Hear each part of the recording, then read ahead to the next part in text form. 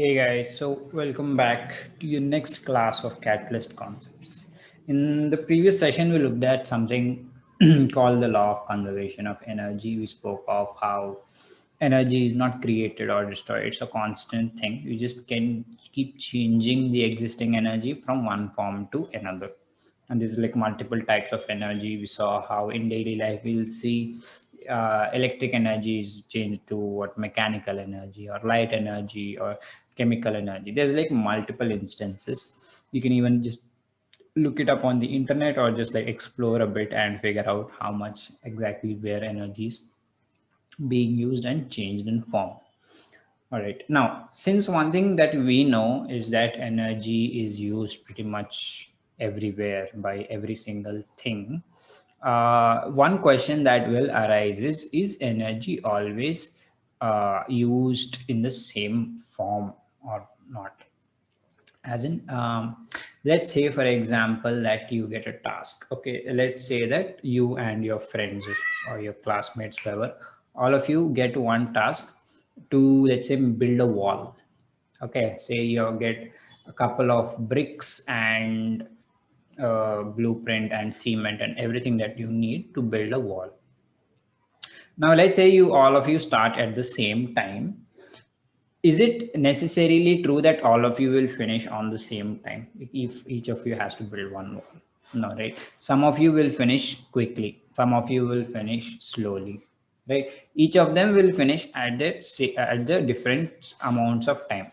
Maybe someone will take 1 hour, maybe someone might take 1.5 hours, someone might take 2 hours, 3 hours. The time will differ from person to person, right? That completely depends on how fast you are working, in a sense of speaking, if I say, right? So why does this difference come is only because of how fast, or let's say, let's call it the rate of working.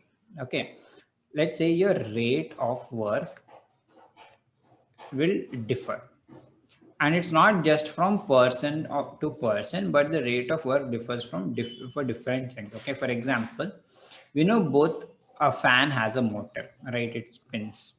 We also know that something like a grinder, mixer grinder also has a motor, but one of them will generally use more electricity, more current, right? If you, for fan, your electricity bill won't be as high as for using a mixer, for example, or a grinder, right? That's because their rate of doing work is much different. Okay, so what exactly is this rate of doing work is what we call as the power. Okay, the word power is very very common, right? We say the power of this, the power of that, but that is a very language oriented way of saying power. When we talk about power in science, in physics specifically, by power we mean nothing but the rate at which work is done by anything. Okay, it can be a person, it can be a machine, it can be an object, it can be anything at all. If you're able to measure this rate at which it is doing, then you can say that I am able to calculate the power of that thing. Okay, and obviously,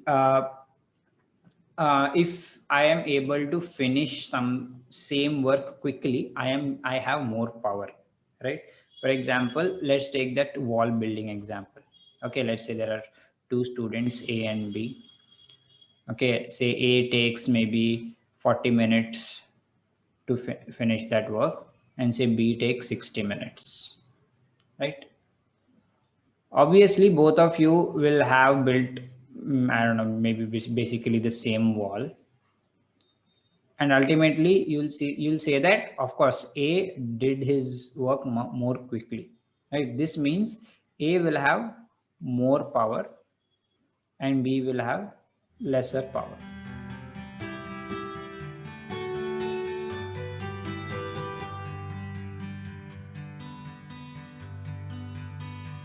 Okay, that is when the work done is the same. All right, so how do we define this power? How do we define it and how do we calculate it in terms of physics? So let's just take a quick look at it. Power is nothing but work done divided by time taken. Okay.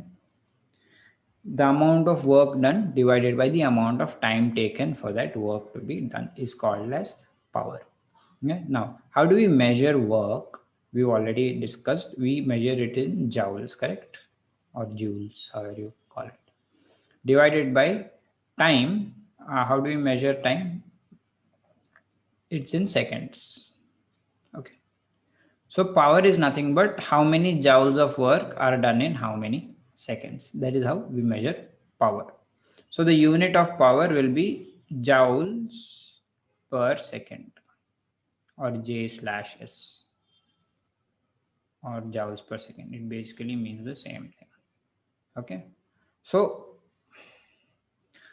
if this is power, I can say when I do 1 joule of work in 1 second, then I'll say I have done 1 watt of work. Okay, WATT, watt. Okay, so this watt or this W is nothing but the unit that we take. So I'll say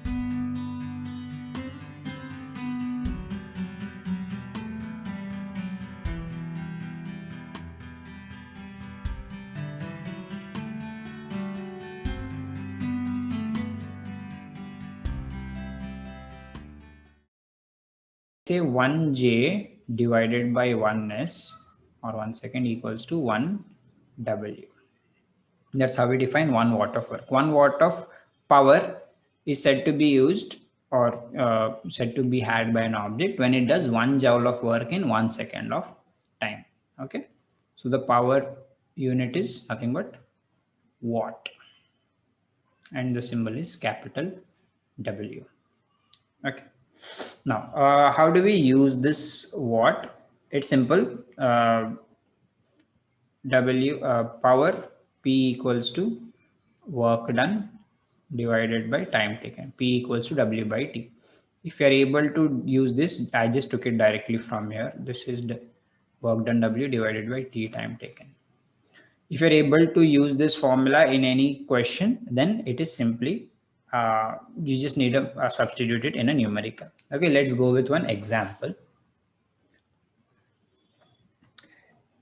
Let's say A does 400 J of work in 10 seconds and B does 100 J of work in 4 seconds. 4S, basically 4 seconds. Who has more power? It's a simple question, right? So I just need to measure what is the power given by each of these people, and if I'm able to tell which one has more power, that will be done. Okay, so let's start by calculating for A. Okay, so what is given to us for A? The amount of work done is nothing but 400 J. The time taken is nothing but 10 seconds. Okay, just remember joule and seconds need to be the units. If it's anything else, if it's minutes or hours, you need to convert it to seconds. So what is the power of A? Power equals to W divided by T, which is nothing but 400 divided by 10, it's nothing but 40. Okay, so the power of A equals to 40 watts. Okay, 40 watts is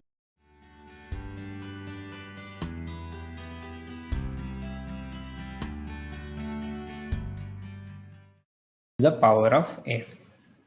Let's try to do the same thing with B. Okay, work done is nothing but 100 joules, 100 J. The time taken to do that work is nothing but 4 seconds. Okay, so power equals to W by T, which is nothing but 100 divided by 4. Okay, if I simplify this, I'll get 25. So the power of B equals to 25 watts. Okay. Now we have the power rating for both of these people, A and B. Now you tell me which one has more power, A or B. And it's clearly A because it is 40 watts and B is lesser than that, which is 25 watts. Okay. So it's a comparison between amount of work and the time taken. Only if the work is the same, then I can tell by time, right? See if the work done was the same. Over here, the work is different, 400 and 100. If the work was the same, then you can directly tell by time, whichever takes lesser time. But depending on the work divided by time, the answer might differ. Okay.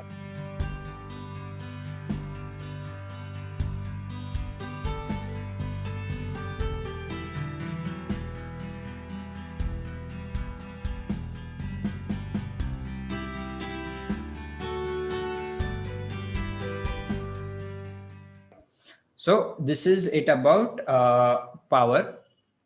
And this is where I will stop for today. If you have any questions, doubts, please put them in the comment section below. And I will see you guys again in the next class. Thank you so much.